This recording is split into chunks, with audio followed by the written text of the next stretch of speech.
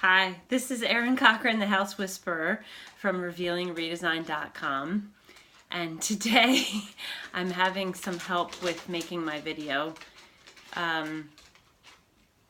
This is Hermione. She was over here a second ago because she was very interested in what I was doing because it's time for her to be fed. Ironic, because what I wanted to talk to you about today is what might be weighing you down. Now, Hermione can certainly miss a meal, as could her brother Rudy, who just went over there to lay down somewhere. He gave up on me trying to get me to feed him. When we think about what's weighing us down, we often think about, oh, now the cat's going to meow too. Thomas, he wants to be fed too. Anyway, when we think about what's weighing us down, we often think about what we would like our weight to be or how we would like to fit into our clothes. But really, a lot of times our house can weigh us down and we don't recognize it anymore. We don't realize that certain spaces weigh heavy on us when we get home at the end of the day or whatever.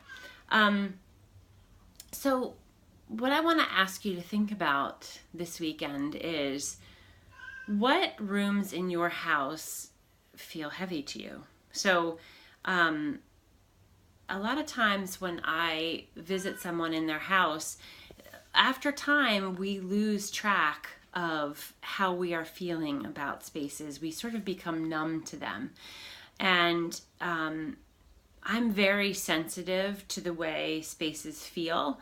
And a lot of times I can point things out to my friends or clients and say, have you noticed that this is sort of in your way, or these things are clogging the works? And just having it brought back up to you, you can say, yeah, now that you mention it, that drives me nuts.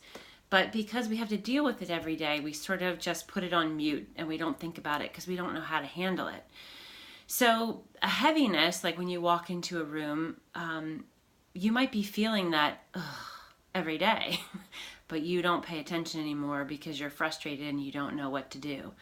And that can come from things like clutter, of course, clutter that just a lot of stuff in a place, in drawers, whatever, piles on the counter or whatever. It can also come from a room that doesn't function well, like in my own house, there's one corner in the kitchen that everybody ends up in. And one of these days, I'm going to design a better area in that kitchen because on certain days, it just drives me crazy.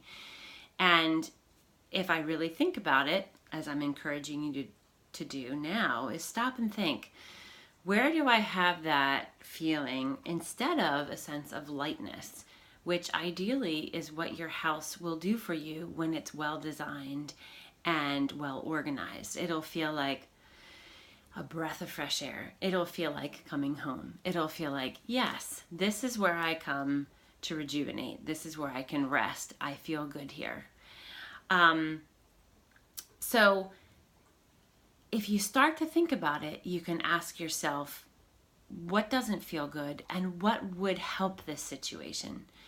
Even just asking the question can get the wheels turning, and it's a question really worth pondering. So I hope this helps you to think about things and get back in touch with those feelings that help us to recognize when something is working and when something isn't, and to bring back that lightness and that feeling of possibility in our homes so that they can nurture us and support us and really be the foundation for the way we want to live our lives. All right, I hope you have a wonderful weekend. I will see you next Saturday.